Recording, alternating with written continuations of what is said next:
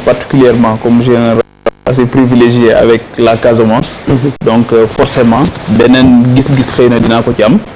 ak bàyyi ko xel ci beneen dimension parce que effectivement lu doy waar la waaye Afrique moo demee noonu c'est-à-dire que boo xoolee Rwanda bi seen drame bi amee dañ ci jógee defar seen réew mu nekk benn sursaut bu am solo même bu fekkee ne dimension yi bokkul mais déjà devoir de mémoire bi ñu wax fii c'est vrai loolu ci lépp la ñu dal Camp Thiaroye yi ngi nii moo gën a jege di nga dund Sénégal ba dee Dakar te doo xam Camp Thiaroye doo xam ne rayoon nañ fa ay tirailleurs sénégalais suul leen d'une façon extraordinaire kenn du ko xam di nga fi gis yaa ngi wax léegi ay homme politique dina fi politique ba dem ci pouvoir bi te du xam foofu du fa mës a jaar yenn saa yi sax un président français moo fi ñëw conditionné la pour nga dem fa yaa ngi dégg kenn du am réflexe su jël sa njaboot par exemple yóbbu leen fa Gorée de moins en moins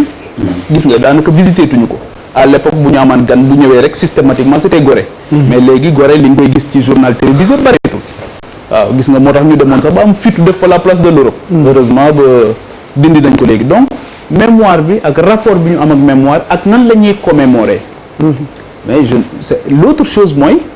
souvent aussi les hommes politiques ñooy jël en otage certaines choses di ko politiser xoolal décret yi ban moment la ñuy wut pour def décret yi veille élection parce que am na lu ñu bëgg après dañ koy bàyyiwaat noonu ba jubaat ci élection yëngalaat dossier bi parce que am na électorat boo xamante ni bëgg nañ ko ils ont décidé de ne pas régler certaines questions définitivement c'est ça aussi la vérité parce que yii nii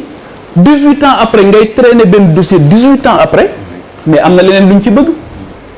war nañ ko mën a régler définitivement waxuma la ngay jël fukki millions 10 millions de francs CFA jox ko ay nit ne da nga leen koy séddale parce que yow pour yow tout se règle par l'argent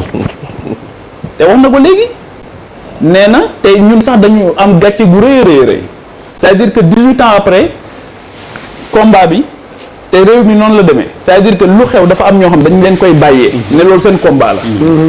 c'est ce que j'appelle la lâcheté citoyenne. loolu moo tax finalement la nation c'est vrai elle est très abstraite ñoo ngi koy kii nii waaye wax dëgg fa yàlla souvent on a du mal à avoir des consensus très forts ci loo xamante ni kenn mënu ko mën damay wax gars yi ba ci wax nga ko léegi ci sunu figure religieuse yi damay wax gars yi ne leen su fekkee ne da ngeen bëggee bàyyee maam Cheikh Ibrahima Niass Baye Niass su fekkee da ngeen ko bëgg a bàyyee waa Kaolack mooy on a absolument rien compris